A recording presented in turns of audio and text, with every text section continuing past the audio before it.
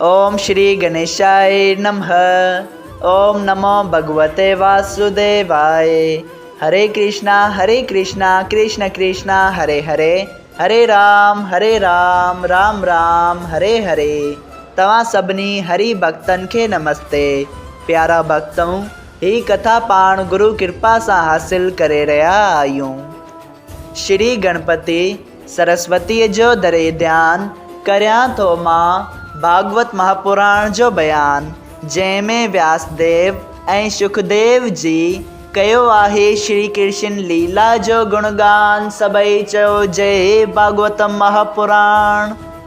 प्यारा भक्तों, कल कथा में पाण श्रीमद् भागवत महापुराण साहिब जे चौथे स्कंद जे 21 अध्याय में ॾिठो हो त राजा पृथु सतन दीपन जे सभिनी राजाइन रखेश्वरन ब्रह्मण ऐं चई वर्णन जे माण्हुनि खे घुराए चवे थो त कृपया तव्हां पंहिंजी प्रजा खे हुकुम ॾियो त भले हू कहिड़े बि वर्ण सां ताल्लुक़ रखंदड़ हुजनि, लेकिन श्री नारायण जी जो भॼन ऐं पूजा पाठ वग़ैरह करे उन्हनि जो सुमरन करे पंहिंजो जीवन सफल कनि। जॾहिं सभिनी राजाइन राजा पृथु जी इहा ॻाल्हि मञी ऐं वञी पंहिंजी प्रजा ऐं रईत खे इहो हुकुम ॾिनो त हू परमेश्वर जो भॼन ऐं सुमरन कनि, तॾहिं सभु राजा जा माण्हू सतन दीपन में परमेश्वर जो भॼन ऐं सुमरन करण लॻा ऐं चौ तरफ़ मंगल ई मंगल छायो पियो हो। तॾहिं हिकु ॾींहुं देवलोक में राजा पृथु जे राज जी वॾाई थी पए। उन खां पोइ सनक आदिक रखेश्वर राजा जी वॾाई ॿुधी उन्हनि सां मिलण वास्ते राजा पृथु जे राज मंदिर में अचनि था। सबई चयो जय श्री कृष्णा। जिते राजा पृथु उन्हनि जी ख़ासि तरह सां महिमान नवाज़ी करे थो ऐं उन खां पोइ पुछे थो त हे महाराज, ही संसारी जीव कहिड़ी तरह जन्म मरण जे चक्कर खां मतिलब त 84 चक्रनि खां कहिड़ी तरह छुटी सघे थो। तंहिं ते संत कुमार जी राजा पृथु खे ज्ञान उपदेश ॾियनि था ऐं उन खां पोइ राजा चए थो त मूंखे तव्हांखे ॾियण लाइ का बि अहिड़ी शइ न आहे जेका इन ज्ञान जे बराबरि हुजे। तव्हां कृपया मूंखे का अहिड़ी शइ ॿुधायो जंहिं जे करे मां तव्हांजो कर्ज़ लाहे सघां। तॾहिं संत कुमार जी चवनि था त कर्ज़दार जो कर्ज़ माफ़ करण सां उन जो कर्ज़ माफ़ थी वेंदो आहे। असां बि तुंहिंजो कर्ज़ माफ़ कयो। सबई चयो जय श्री कृष्णा। प्यारा भक्तों, अॼु पाण श्रीमद् भागवत महापुराण साहिब जे चौथे स्कंद जो 22 अध्याय शुरू करे रहिया आहियूं, जंहिंजो नालो आहे राजा पृथुअ जो उर्च पंहिंजी स्त्री समेत जंगल में तप करणु। श्री मैत्री रखेश्वर चयो त हे विदुर जी, सनक आदिक ऋषियनि जे वञण खां पोइ बि राजा पृथु अॻे वांगुरु धर्म ऐं प्रजा जे पालण सां घणनि ॾींहंनि ताईं राज कयो ऐं सदाईं साधन ऐं ब्राह्मण जी शेवा ऐं हरि भॼन करे श्री नारायण जी कथा ऐं कीर्तन ॿुधंदो रहंदो हो ऐं सतन ही दीपन में भगवत भॼन थींदो हो। कुझु ॾींहंनि खां पोइ राजा वीचार कयो त ही राज ऐं धन सदाईं नथो रहे ऐं मरण खां पोइ त बिल्कुलु छॾे ॾिजे थो। उन करे बहितर आहे त मां हिन खां जुदा थी जंगल में वञी परमेश्वर जो भॼन ऐं सुमरन करियां, जंहिं करे मुंहिंजो परलोक ठहे। राजा पृथु इहा ॻाल्हि वीचारे राजगद्दी पंहिंजे वॾे पुटु भजतासु खे, जो हर तरह राजगद्दीअ जे लाइक़ु हो, उन खे ॾेई पंहिंजो मन माया खां अलॻि करे उर्च पंहिंजी स्त्रीअ समेत जंगल में वञी परमेश्वर जे तप ऐं ध्यान में लीन थी वियो। सबई चयो जय श्री कृष्णा। राजा पृथुअ जे वञण करे सॼी प्रजा ॾाढी उदास थी वई।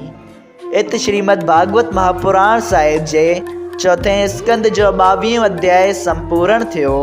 अध्याय 23 राजा पृथुअ जो जोग अभ्यास सां पंहिंजो तन त्याग करणु। श्री मैत्री रखेश्वर चयो त हे विदुर जी, राजा पृथु जंगल में वञी गर्मी में बाहि ते ऐं बरसाति में मैदान ते ऐं सियारे में पाणीअ जे अंदरि बि परमेश्वर जो तप ऐं सुमरन करणु लॻो।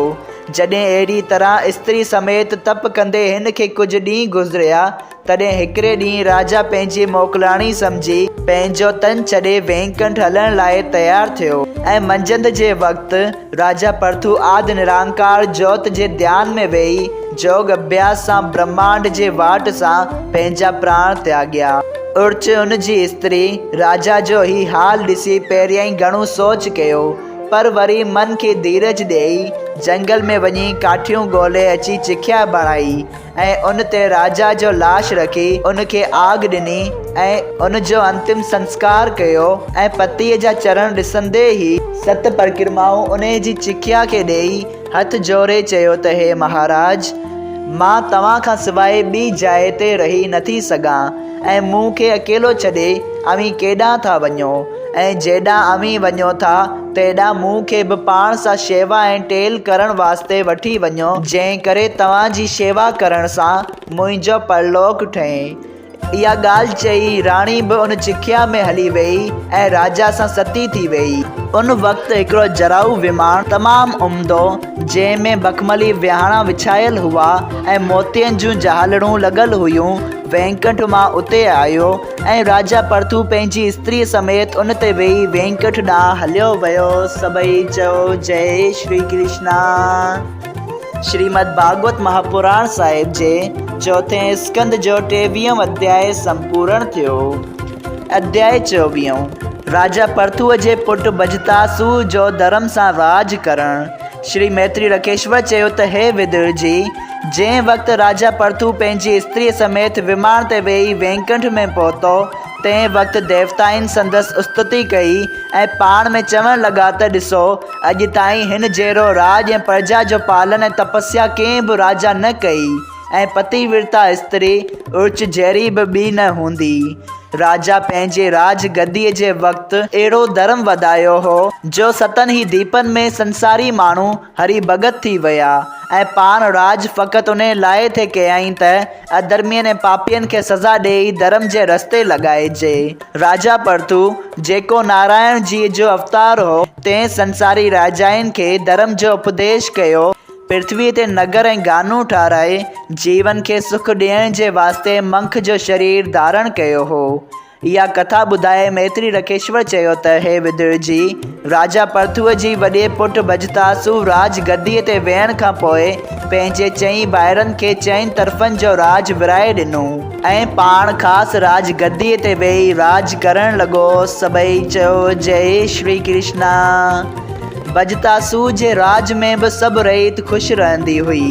एतिरी कथा ॿुधाए सुखदेव जी चयो त हे राजा परीक्षित, हिकिड़े दफ़ा विशिष्ट मुनि 3 क़िस्मनि जी अग्नियुनि खे श्राप ॾिनो। प्यारा भक्तों, 3 क़िस्मनि जूं अग्नियूं आहिनि।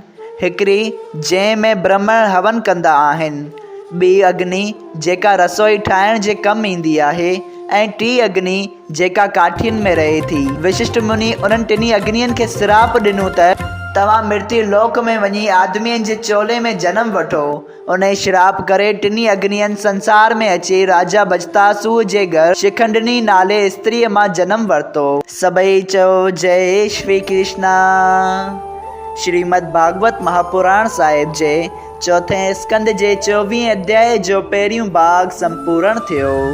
अगरि तव्हां सभिनी हरि भक्तनि खे हिन कथा मां लाभ हासिल थियो हुजे त कृपया हिन कथा खे ॿियनि हरि भक्तनि सां शेयर कजो त उन्हनि जो बि भलो थिए ऐं तव्हांजो बि भलो थिए। सभई चयो जय सिया राम।